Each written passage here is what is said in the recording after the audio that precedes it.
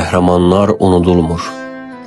Torpaq uğrunda ölən varsa vətəndir. Vətən uğrunda şəhid olan isə qəhrəmandır. Şəhidlik vətənpərvərliyin, vətənsevərliyin, torpaq təəssübkeşliyinin ən uca zirvəsidir. Şəhidlər bir xalqın qəhrəmanlıq dastanıdır.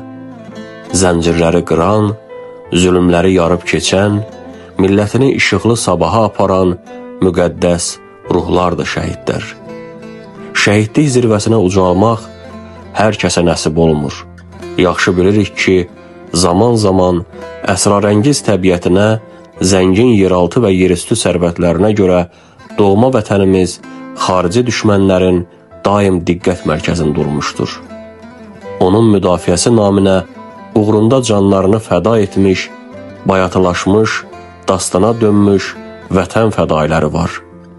Minlərlə qəhrəman şəhidlərimizdən biri də 1-ci Qarabağ müharibəsinin şəhidi Quliyev Bahadur Sehriman oğludur. 1992-ci il Qarabağın başı üzərinə qara buludlar aldı. Bu qara illər bizlərə nə zülümlər, nə faciələr yaşatdı. Körpələrin sızıltısı, anaların fəryadı, Xocalı soyqırımı və dəhşətli faciələrin ən acı nümunəsi oldu. Bu zülümün qarşısını almaq üçün o gündən etibarən igid oğullarımız əllərində silah, düşmən qarşısında canlı polad sipərə çevrildilər.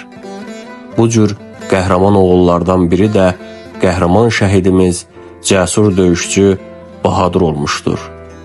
Azərbaycan Silahlı Qüvvələrinin əskəri, Vətən müharibəsinin şəhidi, cəsur kəşfiyyatçı Quliyev Bahadur Sehriman oğlu 25 may 1974-cü ildə Ağdam rayonunun Gülablı kəndində anadan olmuşdur.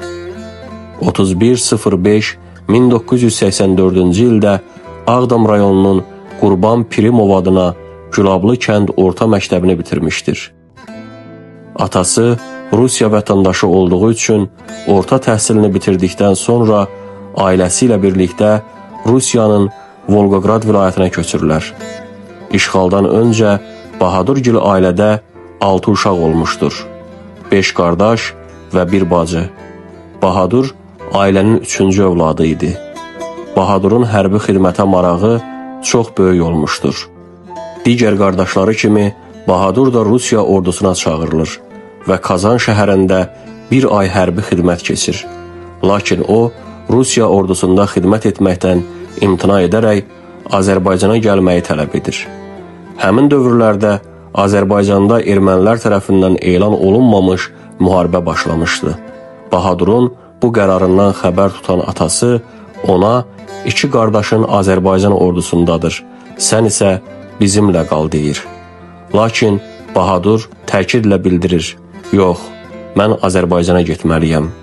Bahadurun atasına son sözü bu olur, məni saxlamayın, fikrim qətidir, getməliyəm. Ata, boş yerə məni Volqograda köçürdün, mən öz vətənimdə qulluq edib, könüllü şəkildə hərbidə qalmalıyam. Bahadur bir həftə Volqogradda qalsa da imtina edir və cibində pulu olmadan hərbi geyimdə yük maşınları ilə Azərbaycana gələrək Ağdama çatır. Ağdamda yerləşən en saylı hərbi hissənin kəşfiyyat bölüyündə xidmətə başlayır və qısa müddətdə bütün cəbhə yoldaşlarının rəğbətini qazanır. Hamı ilə səmimi, mehriban davranır. Bahadur kəşfiyyat bölüyündə olduğu müddətdə dəfələrlə döyüş əməliyyatlarında iştirak etmişdir. Atası ona sonuncu dəfə pul göndərərək deyir ki, artıq vətənə borcunu verdin, evə qayıt. Bahadur atasının göndərdiyi pulu alaraq cavab verir. Yaxşı ata, bir gün mütləq gəlib səni də, anamı da görəcəyəm. Amma indi yox, bacımı göndərirəm. Özüm də gəlib hamınızı görüb qaydacağam. Mütləq gələcəyəm.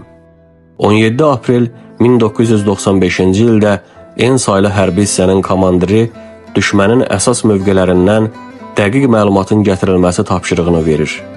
5 nəfərlik qrup yaradılır. Qrupun komandiri Xanı ləqəbli əfsanəvi kəşfiyyatçı Əhmədov Səyyaf Fiqanoğlu, Hacıyev Siyavuş Alxanoğlu, Əliyev Cəfər, Əkbərov Ramil və Quliyev Bahadur olur. Tapşırığa əsasən Ağdam rayonunun Çıraqlı kəndi ərazisindən keçərək Ağdamın Baş-Qərvənd kəndi istiqamətində kəşfiyyat əməliyyatı aparılır. Bu zaman piyada əleyhinə mina partlayır. Bahadur minanın partlaması nəticəsində şəhid olur. Döyüş yoldaşları onun nəşini böyük çətinliklə neytral ərazidən çıxarırlar. 18 aprel 1995-ci ildə şəhid Quliyev Bahadur Sehrimanoğlu Ağdam rayonunun Xındırıstan kənd qəbirstanlığında dəfn edilir. Ruhu şad olsun. Qəhrəmanlar unudulmur. Allah bütün şəhidlərimizə rəhmət eləsin. Müəllif Hamlet Abbasov.